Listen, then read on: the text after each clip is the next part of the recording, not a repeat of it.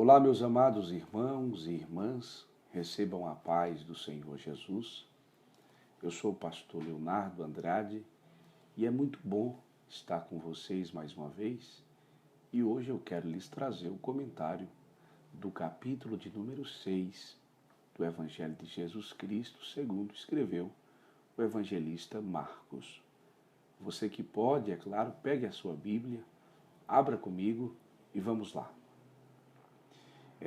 Considerando a termo de introdução aqui o capítulo 6, eu quero mostrar para vocês que o evangelista Marcos deu luz ao triunfo da fé no capítulo 5, enquanto que aqui no capítulo 6 ele manifesta, enfatiza a tragédia da incredulidade.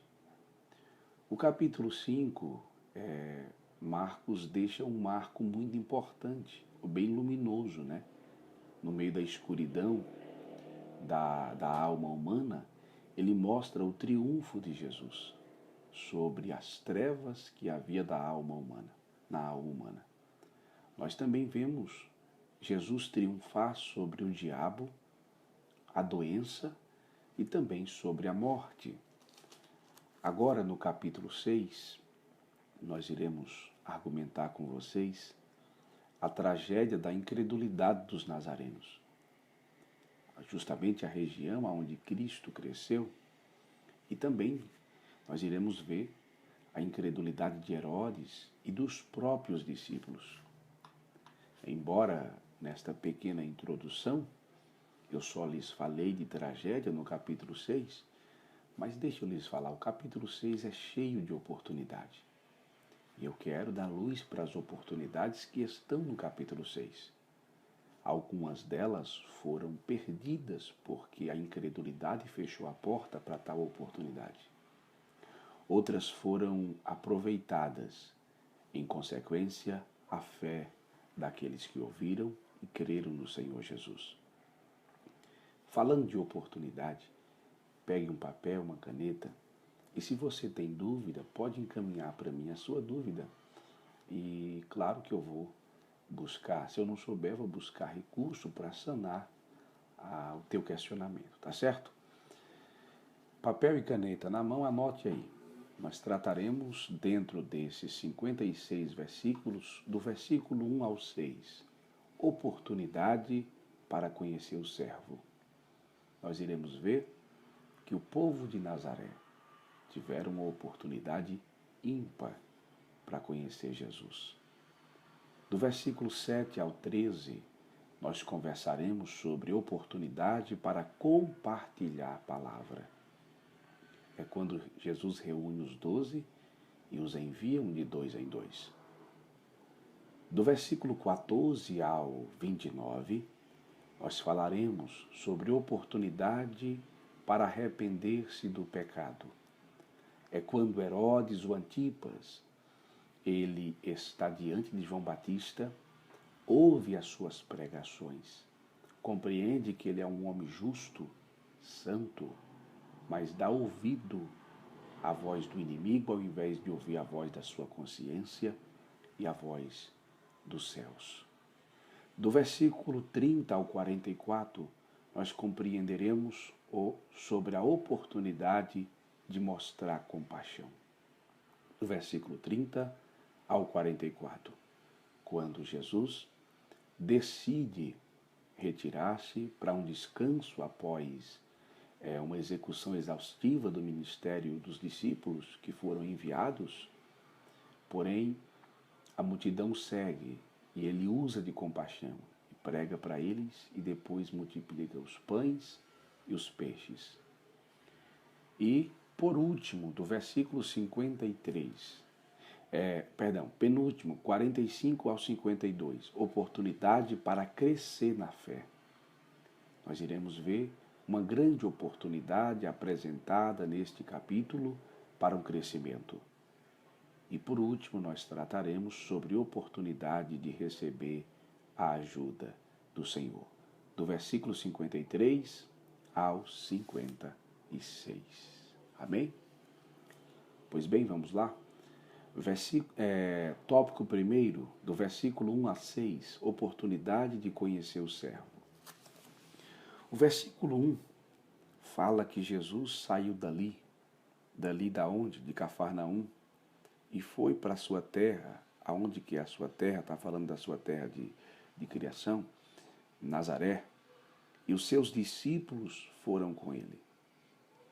Eu quero lembrar a vocês que há um ano atrás, dentro desse contexto, esse povo, né, da cidade natural de Jesus, de Nazaré, procurava matá-lo. Lucas capítulo 4, versículo 29, vai enfatizar sobre isso. Mas, graciosamente, Jesus volta àquele lugar, dando a oportunidade àquele povo de conhecê-lo de fato, de saber de fato quem ele era. E o versículo 2 enfatiza que ele chegou num sábado e foi para a sinagoga e começou a pregar na sinagoga, a ensinar. E todos ficavam admirados de ouvi-lo. Então começou a gerar um questionamento entre aquele povo, dizendo: de onde lhe vêm essas coisas? E que sabedoria é esta que lhe foi dada? E como se fazem tais maravilhas por suas mãos? Percebe que esse povo ficou maravilhado, ficou admirado, e não maravilhado, admirado, porque eles conheciam Jesus. Eles viram Jesus crescer. E eles não tinham Jesus como Filho de Deus. Versículo 3 vai deixar muito claro o meu argumento. Eles tinham Jesus como carpinteiro. Não é este o carpinteiro? Filho de Maria, irmão de Tiago, de José, de Judas e de Simão? Percebe que eles não só tinham Jesus como um carpinteiro, mas também apontou a sua família, quebrando e derrubando todas as questões promulgadas pela Igreja Católica, falando que falando que Maria não teve mais filhos, que Maria continuou virgem. Ah, irmãos, e a Bíblia vai desmentir essa ideia do catolicismo, falando que Jesus tinha, sim, irmãos, Tiago, José, Judas e Simão. E não estão aqui conosco suas irmãs? Jesus também tinha irmãs. Mas o texto fala que por conhecê-lo, e por ter Jesus como carpinteiro, ao invés de crer e abrir a porta do seu coração para a bênção, eles fecharam. O próprio verso 3 fala que eles escandalizavam-se nele. Percebe?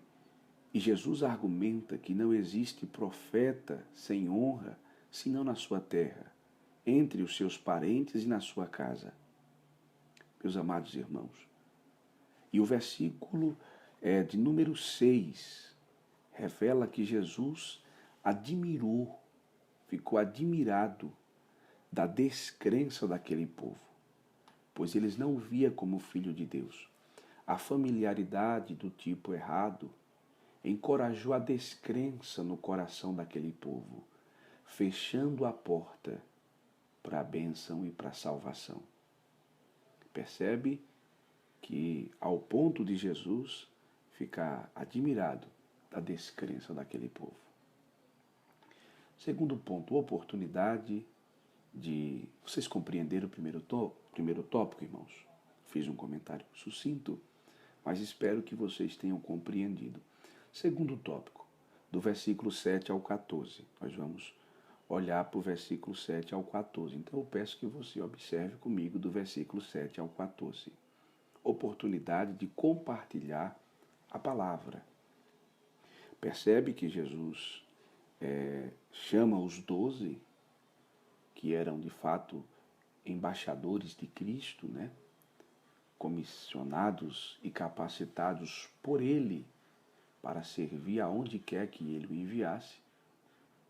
E nós vamos observar que Marcos não dá tanta luz para os fatos, ele é bem sucinto e acaba omitindo alguns pontos dentro dessa questão. Marcos Quando olhamos para Mateus, quando olhamos para os outros evangelhos, Marcos é o mais sucinto, é o mais objetivo. Mateus capítulo 10, versículo 42, enfatiza que Jesus orienta para que eles fossem pregar ao judeu e que não pegasse o caminho do gentio.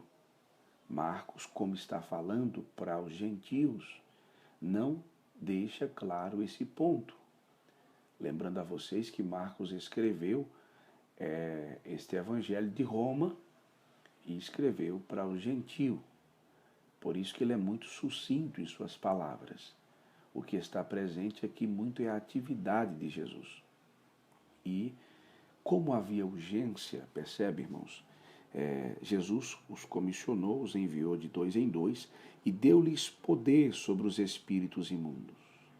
E ordenou, percebe como havia essa urgência nesta obra da pregação. Jesus disse aos homens, ou aos seus discípulos, que não comprasse nada, que não levasse nenhum equipamento, que carregasse só aquilo, que de fato fosse preciso levar. Não devemos, irmãos, entender e nem fazer uso desse argumento de Jesus para apontar os ministros, os pregadores dos dias de hoje. Percebe que cabe ao bom senso, pois Deus espera que nós tenhamos um bom senso, um planejamento para uma viagem. Não dá para sair sem se planejar. Porém, aqui há uma urgência.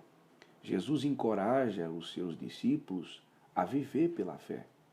Uma lição que o povo de Deus, de todas as eras, precisa aprender. É confiar em quem lhe chamou. É confiar em quem lhe comissionou. A principal tarefa deles era pregar. Pregar a palavra e levar as pessoas a crer na salvação. Percebe, irmãos, que Jesus lhe comissiona, lhes ensina como deve proceder, como deve pregar. A casa que eles entrassem, que fosse bem recebido, que a bênção de Deus eles proferissem naquela casa. Mas a casa que não os recebesse, que eles batessem o pó da sandália da sua roupa e saísse dali, e haveria mais flexibilidade com Sodoma e Gomorra no juízo final do que com a cidade que não recebesse a palavra do Evangelho. Amém, meus irmãos? Terceiro ponto que nós trataremos aqui, oportunidade para arrepender-se do pecado. Do versículos 14 ao 29, nós vamos encontrar Herodes Antipas. Esse Herodes Antipas, irmãos, ele era um governador da Galileia e da Pérea, mas ele gostava de ser chamado e queria ser chamado como rei. Na verdade, esta família herodiana era uma família perturbada, começando pelo pai. Herodes o Grande foi aquele que mandou matar as crianças abaixo de 2 anos. Perturbado, era muito apegado ao poder. Casou por 12 vezes e matou as 12 esposas, matou os filhos, matou os familiares. Matava todos que ameaçassem o poder dele, que ameaçasse o trono. E esse Herodes o Grande, após a sua morte, os romanos dividiu o seu reino, fatiou o seu reino. E Herodes o Antipas era filho de Herodes o Grande, que ficou com a Galileia e com a Pérea. Nós vamos ver que do versículo 14 ao versículo de número 29, ele está perturbado. Ele está achando que Jesus Cristo é o João Batista que ele tinha mandado decapitar, que tinha ressuscitado dos mortos. Ele já temia João Batista em vida. Agora imagina como ele estava perturbado, achando que Jesus era o João ressuscitado. Por que ele mandou matar João? Porque ele estava com um relacionamento ilícito, um relacionamento que era errado. O versículo 18 fala que João, ele pregou e disse para ele que não era lícito manter um relacionamento com sua cunhada, que era esposa de Felipe, seu irmão. Então Herodias era uma mulher terrível, mandou prender João Batista, pediu para que Herodes prendesse João Batista. Herodes o Antipas prendesse João Batista. Nós temos aí 3 Herodes que se cita: Herodes o Grande, que já tinha falecido, Herodes IV, né? Herodes o Grande, que já tinha falecido, Herodes o Antipas, que é esse que mandou matar João Batista, Herodes Agripa e Herodes Agripa II. Então, irmãos, esse Herodes, ele era amante, né, de Herodias, e Herodias, ouvindo a fala de denúncia de pecado entre ela e Herodes o Antipas, mandou que prendesse João. Na festa de aniversário de Herodes o Antipas, a filha de Herodias dançou. E a dança agradou tanto a Herodes o Antipas quanto agradou seus convidados. E Herodes, que já estava embriagado, né, das festas, das farras, então disse para a filha de Herodias: pede o que você queres que eu vou te dar, até o meu reino. Então ela pediu, ela correu até a mãe, estava indecisa sobre o que pedir. Quando ela corre à mãe, a mãe fala: pede então a cabeça de João Batista. Então ela volta e fala para Herodes que queria a cabeça de João Batista. Mas o versículo 20 fala que porque Herodes temia a João, sabendo que era varão justo e santo, e guardava-o com segurança e fazia muitas coisas, atendendo-o de boa vontade e ouvindo. Então percebe que Herodes ouvia João Batista. Ele teve uma grande oportunidade de ver e de ouvir um dos grandes profetas, que Jesus falou que nascido de mulher ninguém foi superior a João Batista. Mas ele, não dando ouvido à voz da palavra, à voz da consciência, tomado pela embriaguez, faz uma promessa. E aí, versículo 23 fala que foi sobre juramento. E ele não queria quebrar esse juramento e não quebraria diante dos seus convidados. Então ele pede para que faça a vontade da filha de Herodias e de Herodias, trazendo a cabeça de João Batista. E Herodes teve uma grande oportunidade para poder arrepender-se do seu pecado, mas não se arrependeu, mas deu ouvido à voz de Herodias, executando João Batista e calando a boca profética daquele homem.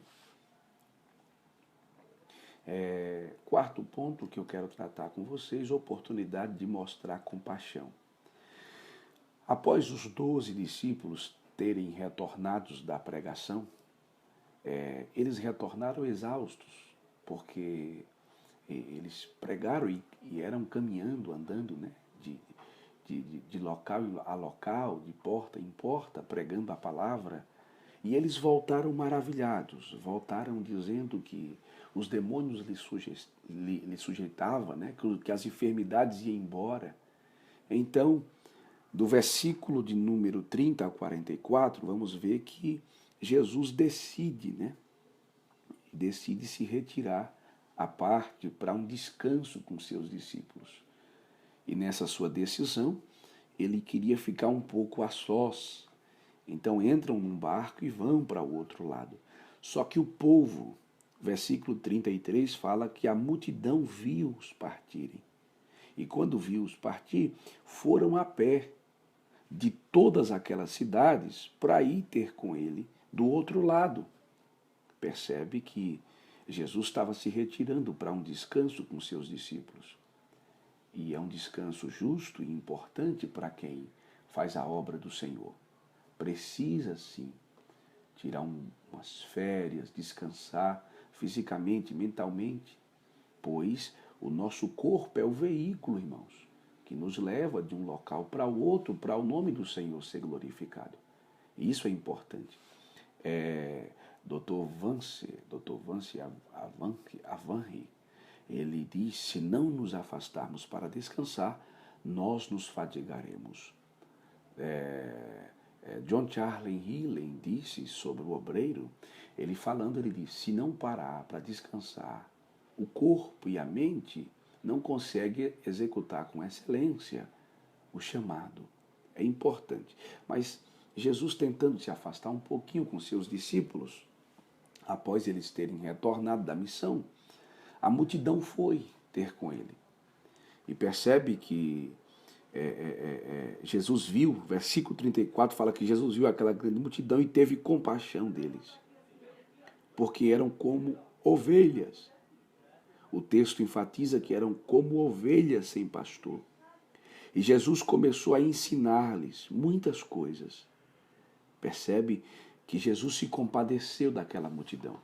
Jesus suspendeu o descanso e a hora se foi. E o povo não saía, irmãos, não ia embora. E a hora se foi, o lugar era deserto, e não podiam despedir. Percebe que versículo 36, e percebe que vai aqui, ó, despede-os para que vão. Percebe que os discípulos, né? O lugar era deserto, né? O dia já estava muito adiantado, e eles pedem para que venham despedir essa multidão, né? Porém, Jesus pede para que eles venham alimentá-los. E aí, eles ficam preocupados como alimentar aquela multidão, né? Eles pensaram em ir comprar. Versículo 37 falam que eles disseram para ir comprar. Mas versículo 38, Jesus fala ir de ver. Para eles ir de ver, porque tinha alguma coisa. João enfatiza que tinha um menino, tinha um jovem, que tinha ali uns pães e uns peixes. Quando colocaram nas mãos de Jesus, o milagre aconteceu. A multidão foi alimentada de uma forma miraculosa. Percebe, irmãos, que mesmo o lugar sendo deserto, a multidão sendo grande, a hora já sendo avançada, mas se Jesus está presente, o milagre acontece, a providência vem. E é isso que nós aprendemos na interpretação desse texto. Primeiro, o Senhor vai começar a fazer a partir daquilo que nós temos, um pouquinho. Tem um pouquinho, ele faz. Percebe que aquela viúva do capítulo 4, do primeiro livro dos reis, ela tinha um pouquinho de azeite. Moisés tinha uma vara na mão. Aquela viúva que alimentou Elias tinha um pouquinho de farinha na panela e um pouquinho de azeite na botija. Mas a farinha da panela não se acabou. O azeite da botija não se acabou, até que a chuva veio.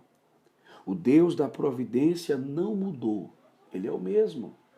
E aqui nós vemos um grande milagre. O Senhor alimentando, o texto fala no versículo 44, que os que comeram os pães eram quase 5.000 homens, sem contar mulheres e crianças. Alguns estudiosos chegam a argumentar que chega a quase 14.000, porém a Bíblia não fala. Não dá para você falar com exatidão.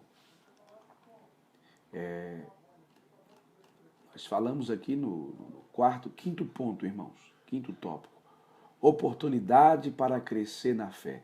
Versículo 45 a 42. Percebe que João, ele enfatiza no capítulo 6 e no versículo 15 que a multidão ficou maravilhada com a capacidade de Jesus alimentar todos de uma forma maravilhosa. E com essa maneira, com esse estado de espírito maravilhado, eles queriam promover Jesus para que se tornasse rei. Lá no capítulo 6, versículo 15 de João. Por isso que Jesus pega os seus discípulos, o texto fala no capítulo 45, logo, a palavra logo é muito usada por Marcos. Marcos é o evangelista do logo, né? Logo obrigou aos seus discípulos que subisse para o barco, que passasse adiante para o outro lado, a Betsaida. Né? Percebe que logo ele impeliu, ele obrigou. Flávio Joséfo, Champlin, William Baker, eles vão coadunar com a mesma ideia ao falar que Jesus os colocou no barco para que eles fossem. É a primeira vez que Jesus despede primeiro os discípulos e depois a multidão. Jesus colocou os discípulos, mesmo eles sem querer ir. Jesus colocou eles no barco porque a ideia da multidão era torná-lo rei. E os discípulos iriam coadunar com essa ideia. Então Jesus colocou eles no barco e eles foram. Eles foram. 46 fala que tendo-os despedido, foi para o monte orar. Jesus despedindo os discípulos, a multidão, foi para o monte orar. Versículo 47 fala dos discípulos. E sobrevindo a tarde, estava o barco no meio do mar, e ele sozinho em terra. Então os discípulos estavam no meio do mar e Jesus sozinho na terra, orando no monte. Versículo 48. E vendo que se afadigavam e a remar, porque o vento lhes era contrário. Perto da quarta vigília da noite, aproximou-se dele, andando sobre o mar, e queria passar diante deles. Mateus enfatiza que o vento soprou muito forte, que as ondas se levantaram, ao ponto de deixar esses pescadores em um local, é um lago na verdade, 21 quilômetros de comprimento com 14 de largura, mas ao ponto de deixá-los assombrados. Esse fenômeno acontecia, pois não há tempo de explicar detalhes geográficos para os irmãos, né? Então vou prosseguir aqui.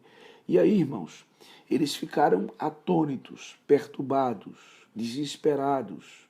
E quando viram Jesus, acharam que era um fantasma. Há uma expressão inserida que reza na lenda da época, dentro desse mesmo mar, né, que aparecia um fantasma, rezavam a lenda que aparecia um fantasma por nome Lilith, e que afundava as embarcações, matava os tripulantes. Porém, os discípulos achavam que era esse fantasma, por isso que eles gritaram. É o Lilith, é um fantasma.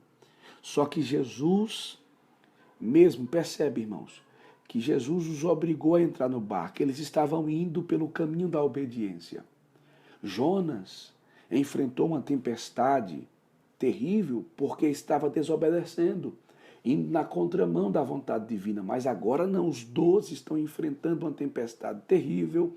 O vento e as ondas estão chicoteando o seu pequeno barco, mas eles estavam em obediência.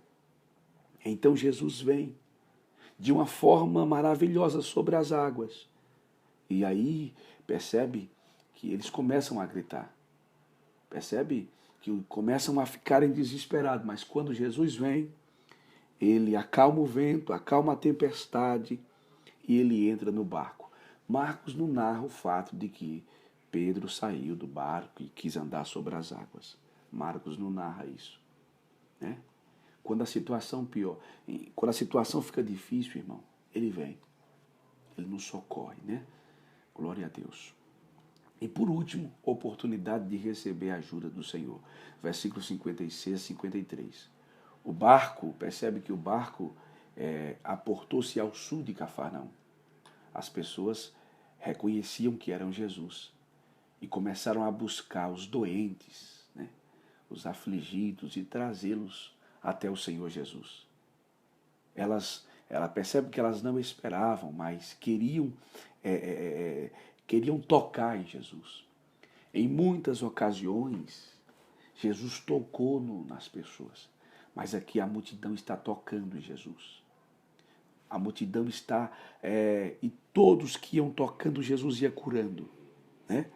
Versículo 53 fala, e quando já estavam do outro lado, dirigiu-se à terra de Genezaré, e ali, percebe que ali o atacaram, está falando, e saindo eles do barco, logo o receberam. E vai falando, né, que o Senhor curou todos os enfermos, expulsou os demônios, e os milagres começaram a ser manifestos, né? Percebe que no dia seguinte Jesus faz um sermão aí sobre o pão da vida, né? Nós vamos ver que isso aí já é um pouquinho mais à frente. Então, irmãos, é uma grande oportunidade de receber a ajuda do Senhor. Versículos 53 a 56. Todos os milagres da providência divina que aconteceu aqui. Amém? Deus abençoe vocês. Leia com atenção, capítulo por capítulo, e assista os vídeos até o fim.